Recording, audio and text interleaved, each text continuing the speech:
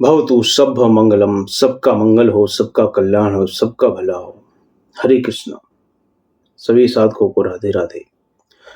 साधकों, स्पिरिचुअल संगत के साथ साथ यानी आध्यात्मिक चिंतन के साथ साथ हम तमाम सामाजिक मुद्दों को इन्वॉल्व कर रहे हैं, जिनसे आपकी लाइफ ज़्यादा बेटर हो सके, आपकी समझ ज़्यादा अच्छी हो सके, आपके डिसीजंस लाइफ में ज़्यादा बेहतर हो सके, आपकी ज़िंदगी में खुशहाली और तरक्की आ सके। इसी के चलते पेरेंटिंग के हवाले से आज हम जो टॉपिक पर बात कर रहे हैं, जो हमारा विषय है, वो है कि पेरेंटिंग एक बहुत बड़ी जिम्मेदारी से भरा हुआ काम है, जिसमें जो पेरेंट्स हैं, माता पिता हैं, उनकी भूमिका केवल बच्चों की फिजिकल नीड्स को पूरा करना नहीं है कि उनको खाना खिला दिया और बस बड़े हो गए। भाई ऐसे तो वो बच्चे भी कर रहे हैं जिनकी मिनिमम जिनको सुविधाएं मिल रही हैं, जैसे मान लो कि रोड पर चौराहे पर जो लोग भीख मांग रहे हैं, खाना तो उनको भी मिल रहा है, लेकिन क्या वो पेरेंट्स जो उनके माँ बाप हैं पूरी जिम्मेदारी निभा पा रहे हैं? सीधी सी बात है, नहीं निभा पा रहे। तो क्या जिम्मेदारियां बनती हैं उस पे बात कर रहे हैं, ताकि आपको एक इसमें अवेयरनेस आए, क्लियरिटी आए। तो सिर्फ खाना पीना ही देना ही सब कुछ नहीं है, यहाँ तक चीज़ें सीमित नहीं हैं, बल्कि उनकी जो इमोशनल नीड है, यानी फिजिकल जो नीड है, खाने पीने की, कपड़ों की, रहने की, उनके अलावा जो इमोशनल नीड है, उनको भी समझना और एक्नॉलेज करना बहुत ज़रूरी है। आज का जो विषय है जिस पर हम बात कर रहे हैं, यह है acknowledge emotions of your child, यानी कि बच्चों की जो भावनाएं हैं उनको समझना, उन्हें वैलिडेट करना, उन्हें एक्नॉलेज करना। इस पूरे वीडियो में हम, इस पूरे डिस्कॉर्ड में हम समझेंगे कि कैसे बच्चों के जो इमोशंस हैं उनको पहचानना, उन्हें महत्व देना, उनको इम्पोर्टेंस देना, उनके डेवलपमेंट में, उनके विकास में बहुत मदद कर सकता है। चलिए शुरू करते हैं। क्यों जरूरी है बच्चों के जो इमोशंस हैं उनको एक्नॉलेज करना? सबसे पहले समझना जरूरी है कि बच्चों के जो इमोशंस हैं उनको एक्नॉलेज करना जरूरी क्यों है, क्यों इंपॉर्टेंस है इतनी। अक्सर हम देखते हैं कि जब बच्चे रोते हैं, बच्चे गुस्सा करते हैं, बच्चे नाराज होते हैं, तो हम उन्हें चुप कराने की कोशिश करते हैं। हम कहते हैं चुप हो जाओ, बहुत बड़ी बात नहीं है, इतना परेशान क्यों हो रहे हो। लेकिन क्या आपने कभी सोचा है कि बच्चे की उस जो इमोशन है, उन जो इमोशंस हैं, उनके पीछे क्या है?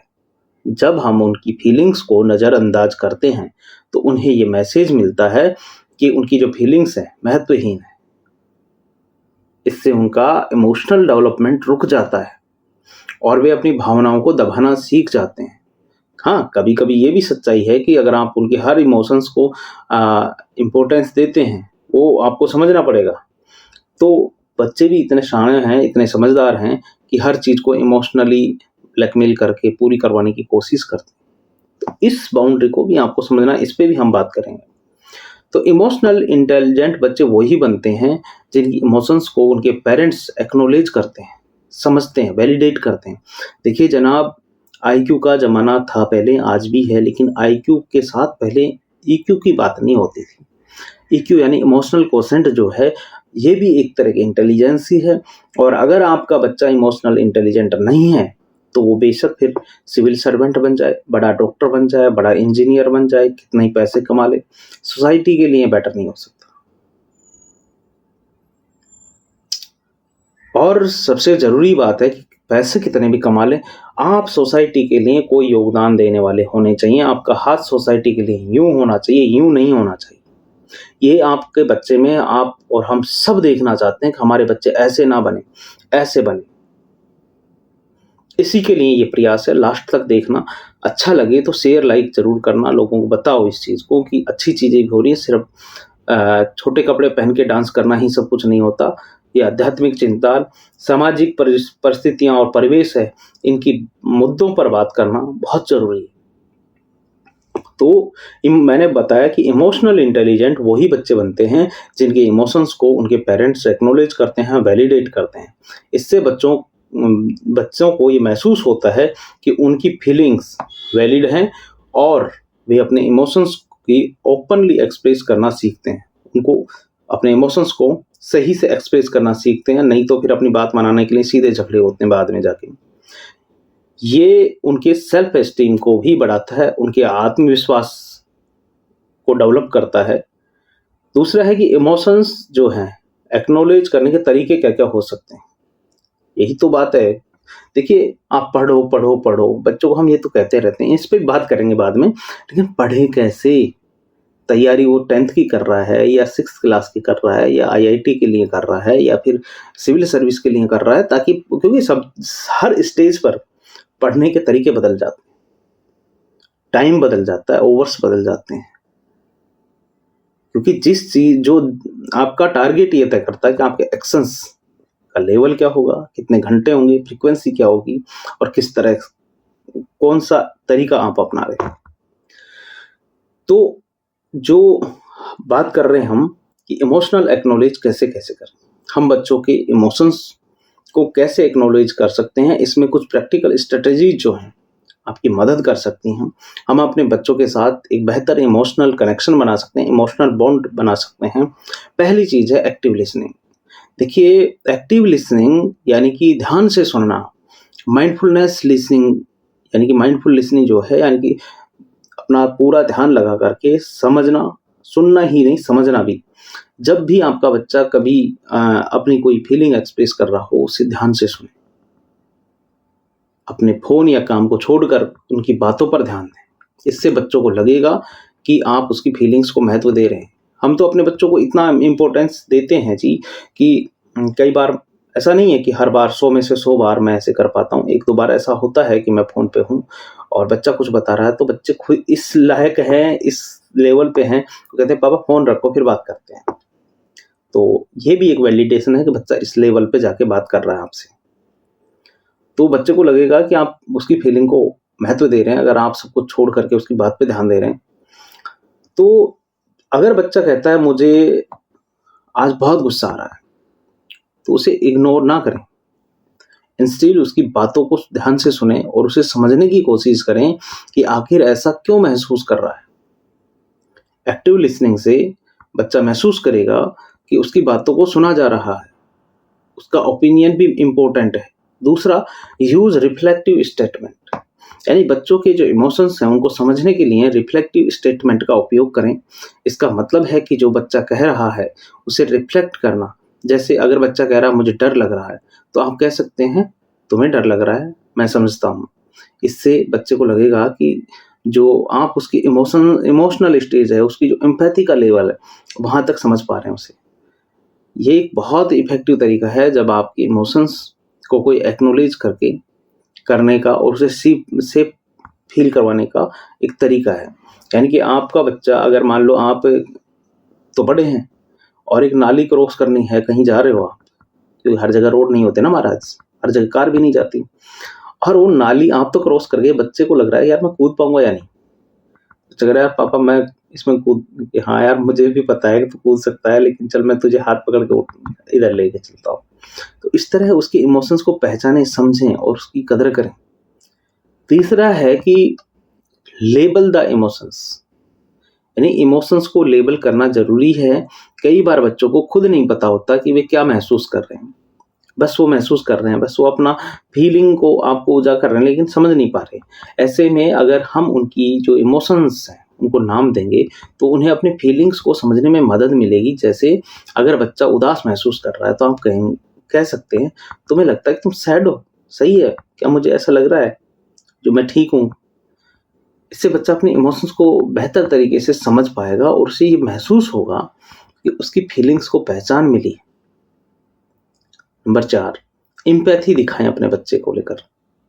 एम्पैथी यानी हमदर्दी दिखाना बहुत ज़रूरी है, और जब भी बच्चा किसी मुश्किल स्थिति में हो या इमोशंस से गुज़र रहा हो, तो उसे महसूस कराएँ कि आप उसकी जगह खुद को रख कर के सोच रहे हैं। और जैसे अगर बच्चा कहता है कि मुझे एग्ज़ाम में थोड़ा डर लग रहा है यार पापा, तो आप कह सकते हैं कि मैं समझ सकता हूँ भाई, सभी को ऐसा ही लगता है। एग्ज़ाम्स के समय नर्वस होना, फ़ील होना नॉर्मल है, और हिम्मत रख, मैं हूँ ना तेरे साथ। तो मुझे भी कभी-कभी ऐसा फ़ील होता है।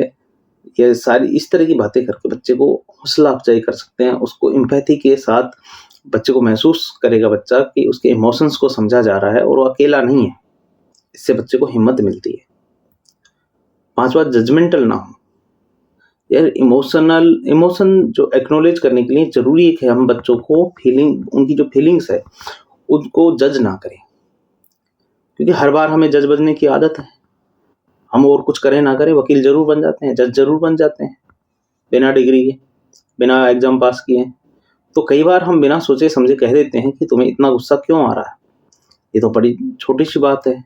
लेकिन इस तरह की बातें बच्चे को संदेश देती हैं कि उसके इमोशंस गलत हैं। और एक बड़ा हो जैसे-जैसे बड़ा होता है, उन चीज़ों को सप्रेस करने लगता है। कोई भी फीलिंग सही या गलत नहीं होती, बस होती है।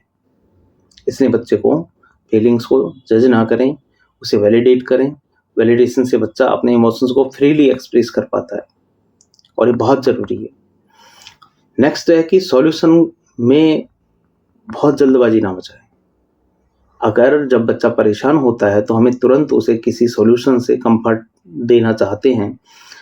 जैसे अगर बच्चा उदास है तो हम कह सकते हैं कि चलो आज कुछ अच्छा खाते हैं, तुम खुश हो जाओगे। लेकिन ज़रूरी है कि हम पहले उसकी जो फीलिंग है उसे एक्नॉलेज तो करें, फिर सॉल्यूशन की तरफ लेके जाएँ। जैसे अगर बच्चा कहता है कि उसे किसी दोस्त की बात से बुरा लगा, उसके दोस्त ने कुछ ऐसा कहा जो उसे अच्छा नहीं लगा, तो पहले उसे ये कहें कि तुम्हें बुरा लगा और ये बहुत नॉर्मल है। उसके बाद ही किसी सॉल्यूशन के बारे में जो भी हो सकते हैं, उनके बारे में सोचें। देखो यार, दोस्त हैं, दोस्त कह देते हैं कई बार। पहली बात तो आप अच्छे दोस्त बनाओ, और जो अच्छे दोस्त हैं अगर छोटा-मोटा कुछ कह देते हैं तो उनको समझने की कोशिश करो। क्या आपका दोस्त भी उस टाइम थोड़े दिक्कत में था? इससे बच्चा अपने इमोशंस को प्रोसेस कर पाता है। नंबर 7, छोटी-छोटी चीज़ों में भी इमोशनल सपोर्ट दें। बच्चों की इमोशंस को एक्नॉलेज करने के लिए ज़रूरी नहीं है कि हमेशा कोई बड़ा मुद्दा हो। छोटी-छोटी चीज़ों में भी इमोशनल सपोर्ट दे सकते हैं, और ख़ास तौर पे देखो, लड़कों में बहुत ज़्यादा इमोशनल उथल-पुथल नहीं होती है। टीन एज में जब प्यूबर्टी एज होती है, मासिक धर्म शुरू हो जाता है लड़कियों में, तो भाई उनके हर महीने इमोशंस ऊपर-नीचे होते हैं। और पेरेंट्स को ये बहुत ज़रूरी है कि बच्चे को गुस्सा आना स्वाभाविक है। वो चिड़चिड़ा होगा, वो बदतमीज़ी भी कर सकता है, लेकिन अपने बच्चे अपने होते हैं और उनको छाती से लगा के रखें। जो लड़कियों के माँ-बाप हैं, इसको पूरा देखें, लड़कों के भी देखें। मैं ये नहीं कह रहा कि एक को ही देखना है, लेकिन लड़कियों को इश्यूज़ ज़्यादा है, इस चीज़ को हमें फ़ील करना पड़ेगा। और कई बार तो माँ-बाप भी इतने चिड़चिड़े हो जाते हैं कि हम भी गुस्सा हो जाते हैं अपने बच्चों पे। मेरी बेटी कई बार इतना परेशान करती है, लेकिन वही है कि यार, अपने बालक अपने हैं, उनको इस चीज़ को समझना पड़ेगा, हमें भी समझना पड़ेगा कि नहीं, दिक्कतें हैं, जेन्युइन हैं, हार्मोन्स ऊपर-नीचे होते हैं, उसकी समझ हमें होनी चाहिए। बच्चे को अपनी छाती पे लगा के रखें, प्यार से समझाएँ, पुचकारें। समझते हैं बच्चे, अपने माँ-बाप की बहुत इज़्ज़त करते हैं, बहुत समझते हैं बच्चे, बहुत अच्छे बच्चे होते हैं। तो जो बच्चों का जो इमोशनल सपोर्ट है, उसके लिए बच्चों के इमोशंस को एक्नॉलेज करें, और इसके लिए ज़रूरी नहीं है कि हमेशा कोई बहुत बड़ा मुद्दा हो, छोटी-छोटी चीज़ों में इमोशनल सपोर्ट दे सकते हैं। आप हग कर दें उन्हें, ऐसे कि बेटा, बस मुझे अच्छा लग रहा है आपको ऐसे करके। तो जैसे अगर आपका बच्चा कहता है उसकी फ़ेवरेट चीज़ है, वो टूट गई है, वो खो गई है, उसे दुःख हो रहा है, तो उसे ऐसे ही ना जाने दें, और उसके दुःख को समझें भाई, उसको थोड़ा कम्फ़र्ट दें। चाहे वो छोटी बात हो या बड़ी, बच्चे के लिए उस वक़्त वही सबसे बड़ी चीज़ होती है। इस तरह किसी भी चीज़ को बच्चा सीखेगा तो उसकी जो इमोशंस हैं, वो अच्छे होंगे। और सबसे बड़ी बात है कि ऐसा बच्चा जब बड़ा होगा, तो एक बहुत अच्छे समाज के निर्माण में वो सहायक होगा। वो लड़की है तो ससुराल में जाकर के वहाँ स्वर्ग बना देगी, लड़का है तो आपकी जो बेटी उसके घर में आएगी, उसको बेहतर तरीके से रखेगा। यानी कि अगर इमोशनल इंटेलिजेंट लड़के या लड़कियाँ हैं, वो इस नया स्वर्ग बनाने में, नया समाज बनाने में, इंक्लूसिव सोसाइटी बनाने में बहुत योगदान करेंगे।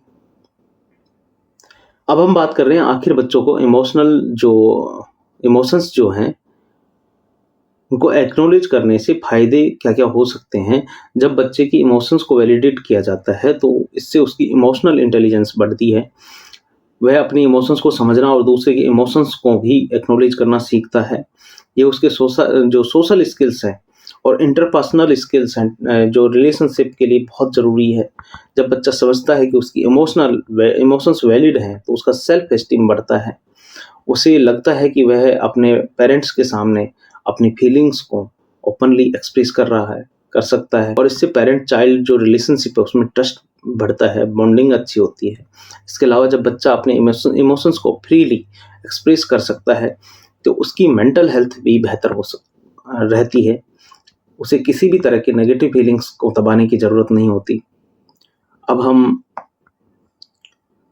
कुछ एग्जांपल्स ले लेते हैं इमोशंस को एक्नॉलेज करने से रिलेटेड। तो इसमें देखो, जब बच्चा गुस्सा हो, तो मान लीजिए कि बच्चा किसी बात पर गुस्सा हो गया क्योंकि उसे खेलने नहीं दिया गया हो या कोई चीज़ लाके नहीं दी हो। ऐसे में आप कह सकते हैं, मुझे पता है यार तुम्हें गुस्सा आ रहा है, तुम्हें खेलना है या तुम्हें ये चीज़ चाहिए।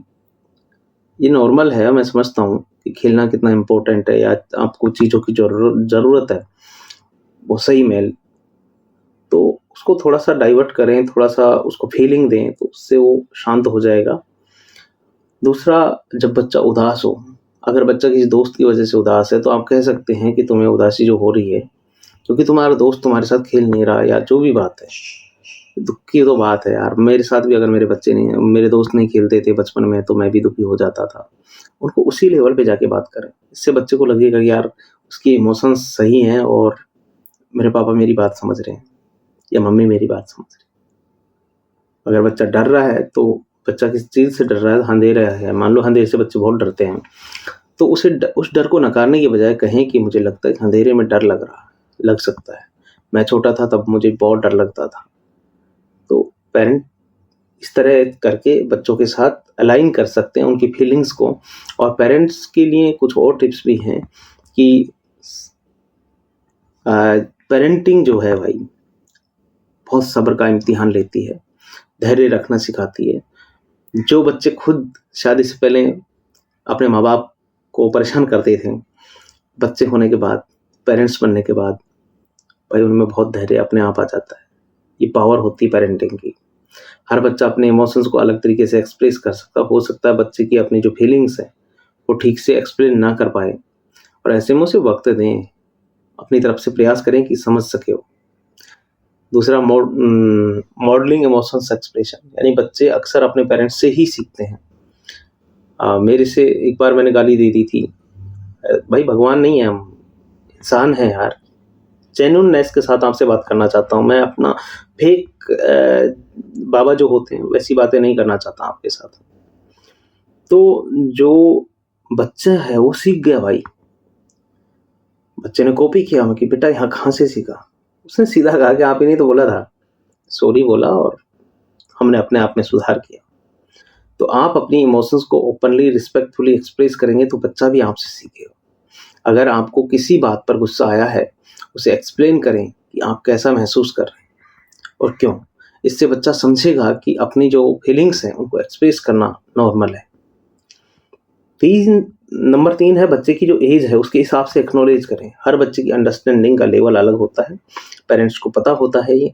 और छोटे बच्चे के लिए सिंपल शब्दों में उसकी इमोशंस को समझना ज़रूरी है, जबकि बड़े बच्चों के साथ आप थोड़ी डिटेल्ड बातचीत कर सकते हैं। बच्चे की उम्र को, उसकी समझ को ध्यान में रखते हुए उसके इमोशंस को एक्नॉलेज कर सकते हैं। नंबर 4 है, कंसिस्टेंट रहें। बच्चों की जो इमोशंस को एक्नॉलेज करने की जो कंसिस्टेंसी बहुत ज़रूरी है। अगर एक दिन आप उसकी इमोशंस को इम्पोर्टेंस देते हैं, तो दूसरे दिन इग्नोर कर देते हैं, तो बच्चा कन्फ्यूज़ हो जाता है कि यार कल तो इस चीज़ के लिए खुश हो रहे थे, आज है जो सैड हो रहे हैं। हमेशा उसकी फीलिंग्स को महत्व दें। बच्चे सुरक्षित महसूस करेंगे, आपके साथ बॉन्डिंग होगी तो हर चीज़ आपको बताएँगे। और देखिए, बहुत ज़रूरी है, जो हम देख रहे हैं समाज को, उसमें कि बच्चे अपने माँ-बाप को सारी चीज़ बताएँ। और अगर आपके बच्चों के साथ आपकी इमोशनल बॉन्डिंग नहीं है, तो बच्चे ऐसे-ऐसे कांड कर जाते हैं, सोच नहीं सकते। तो बच्चों के साथ, फैमिली के साथ सुकून से रहना है, बॉन्डिंग बनाइए। नहीं समझ में आ रहा, हमसे मिलिए, हम आपकी मदद करेंगे। देखिए, ये जो एक्नॉलेजिंग इमोशंस पेरेंटिंग का एक बहुत बड़ा महत्वपूर्ण जो हिस्सा है, इस पे हमने बात की आज। ये बच्चों को ना सिर्फ़ अपनी इमोशंस को समझने में मदद करता है, बल्कि उन्हें सेल्फ अवेयरनेस और इमोशनल इंटेलिजेंट भी बनाता है। हम बच्चों की इमोशंस को एक्नॉलेज करते हैं तो हम उन्हें संदेश देते हैं कि उनकी फीलिंग्स वैलिड हैं और अपने इमोशंस हैं उनको फ्रीली एक्सप्रेस कर सकते हैं। इससे ना सिर्फ बच्चे का इमोशनल डेवलपमेंट होता है बल्कि पेरेंट चाइल्ड रिलेशनशिप भी मजबूत होता है। पेरेंटिंग में सबसे बड़ी जो चैलेंज आता है बच्चों के इमोशंस को समझना है, उन्हें सही तरीके से एडजस्ट करना है। ये एक आसान काम नहीं है, लेकिन अगर हम अपनी तरफ से पूरी कोशिश करें तो हम अपने बच्चों के लिए एक ऐसा एनवायरनमेंट बना सकते हैं जिसमें वे खुद को सुरक्षित समझ सकते हैं और बेहतर फील कर सकते हैं और खुद को ऐसा फील कर सकते हैं मेरे माँ बाप मुझसे बहुत प्यार करते हैं। उम्मीद है कि ये जो डिस्कॉर्ड है, ये जो डिस्कशन है, आपको अपने बच्चों की भावनाओं को समझने और उन्हें एक्नॉलेज करने में, वैलिडेट करने में मदद करेगा। याद रखें कि बच्चों का जो इमोशंस हैं, उनको एक्नॉलेज करना सिर्फ उनकी खुशियों के लिए नहीं, बल्कि आपके पूरे परिवार की संपूर्ण विकास के लिए बहुत ज़रूरी है। आपने यहाँ तक सुना, समझा, देखा, उसके लिए आपका बहुत-बहुत धन्यवाद। देखो, नाचने गाने की वीडियो सब लोग शेयर करते हैं, लेकिन ये जो वीडियो हैं, इस तरह की जो बातें हैं, ये समाज में ज़्यादा इम्पैक्टफुल हैं, ज़्यादा अच्छे समाज का निर्माण करती हैं। हो सकता है आप वीडियो बनाने में सक्षम ना हो, लेकिन शेयर तो कर सकते हैं महाराज। शेयर करके भी आप अपनी ज़िम्मेदारी निभा सकते हैं। हरे कृष्णा, कृष्णा कृष्णा हरे हरे, हरे राम, राम राम हरे हरे, हरे राधे राधे, राधे राधे। श्री राधे रानी की जय हो।